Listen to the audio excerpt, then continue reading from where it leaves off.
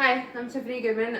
Today I am making some comfort food, classic comfort food, bacon wrapped meatloaf with mashed potatoes, and I'm going to do a little corn on the side for the veggie.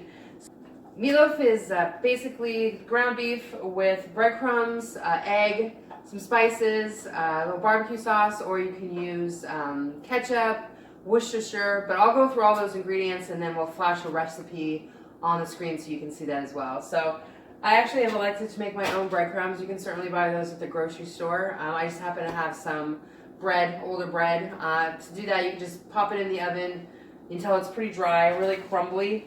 That's what you want. You're looking for really crumbly bread.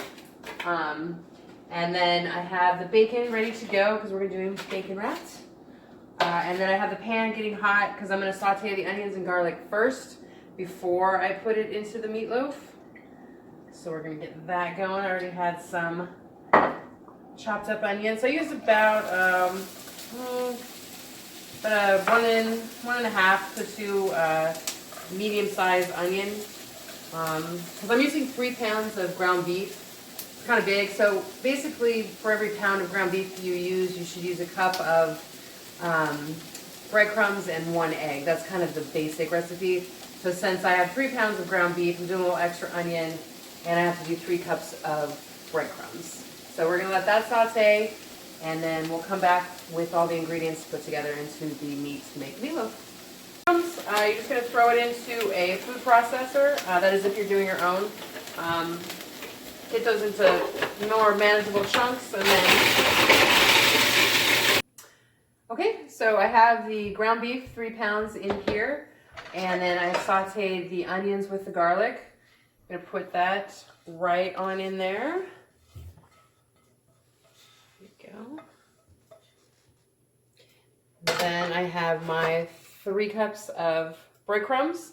Like I said, I made these, but you know, certainly get them at the grocery store. I mean, that's a lot easier unless you have some bread hanging around. And then I have the 3 eggs cracked in there.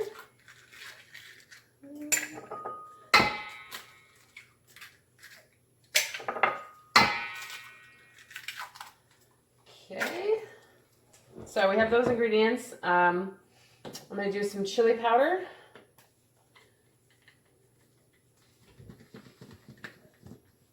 Make sure there's enough.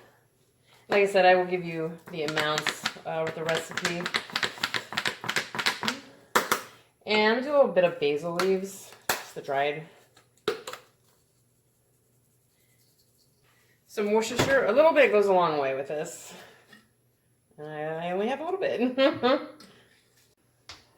Alright, so we got all our spices in there. I'm going to put a little bit of yellow mustard in there. I like the tang. You can use Dijon mustard if you want. It's a little spicier. A little brown sugar. And then we're going to go with a little bit of ketchup. I'm going to mix this all in, and then I usually do a little taster. I'll make a little patty, fry it up. That way if I need to adjust the seasoning or add anything else, I can do that before I put it in the oven or wrap it in the bacon. Do a little black pepper. My fun little grinder. Okay, let's mix this up. So I have the meat all mixed. We did our taste test. It was very good. I made a little bit of adjustments. So I had the bacon already trayed up. You just put the slices down and overlap it a little bit. And then once you get it on here, you want to shape it to the size of the bacon. And then I'll wrap it in there. And like I said, I use 3 pounds. I mean, it's a lot. So I'll have a lot of leftovers. But, you know, you can do a smaller amount, like 1 pound. But this is nice if you have a big family. Everybody loves meatloaf. Okay. Get the bacon right there. So I'm going to flip it over so the bacon is on the other side, so that way it doesn't open up when you're baking it. And then when you do this, the internal temperature should be 160. It's ground beef, ground meat. Okay, get that all pressed in there. And I have the temperature set at 350. So that should take about 45 minutes. You should have a thermometer, that way you can check, because definitely don't want to guess. So you need something that you can put in, a thermometer that you can put in the meat, check it for 160. Okay, taking the meatloaf out of the oven, and we have an internal temperature of 165.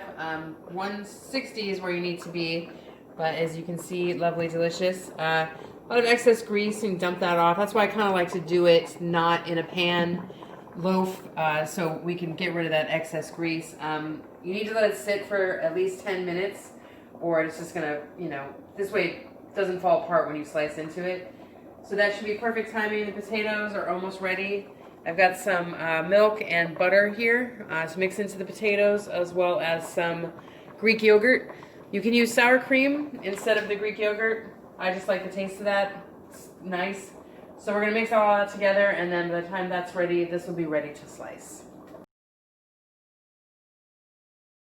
Okay, I've drained the mashed potatoes, and I put them back in the same container, the same pot I cooked them in, because the container is still going to be hot. So I like to mash them up a little bit. I don't have an actual masher, but I have a whisk, and that works just fine. If you like a little smoother, creamier, not so rustic, you can use a hand mixer. That works just as well. Let's see. So then I have heated up my butter and milk. And put that in there. I just use like maybe a tablespoon of butter and about a cup of milk for the, I cut up 10 medium-sized potatoes, the red potatoes with skin on. If you have russets, use those. If you don't like skins, peel them off. Everybody has their own kind of version of mashed potatoes, so this is just mine tonight. Like I said, I'm using the Greek yogurt instead of sour cream. But you can use sour cream, you can use cream cheese. That's also really good. So put that in there. I salted the water really well, but you can definitely adjust the seasoning after you taste it to see if it needs any more salt. If you like black pepper in yours, some people like white pepper. It's also a nice alternative. So let's see how these have come out and if I need to adjust the seasoning any. A little bit more salt. And I do like black pepper in mine, so I'm gonna do that. And also, if you want to mix it up, you can do cheese, mashed potatoes, just add some grated cheddar cheese. You can do some roasted garlic, put that in the mashed potatoes. Bacon, bacon's always a good one, of course. So I figured with the bacon around the meatloaf, it's probably like, maybe not need it right now. But cheese would be good. Okay, so we got the mashed potatoes all set. I'm going to give the meatloaf a couple more minutes, and then we're going to slice into that. In the meantime, I'm going to saute up some corn. That's just the vegetable I had available. It's meatloaf and mashed potatoes. It goes with any veg. Green beans, broccoli, whatever you got. So this is what I'm going to do.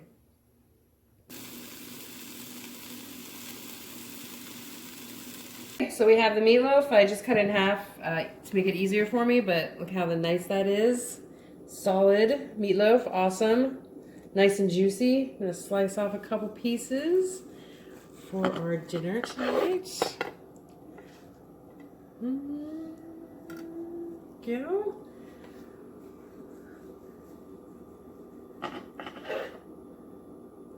I will add in, you can do gravy. There's also, a lot of people will put a glaze on it before they put it in the oven. Barbecue sauce is good. Just gonna kind of enjoy it. Got any accoutrements with any sauces today? All right. Okay, and there we go. Lovely comfort food for the wintertime. Enjoy.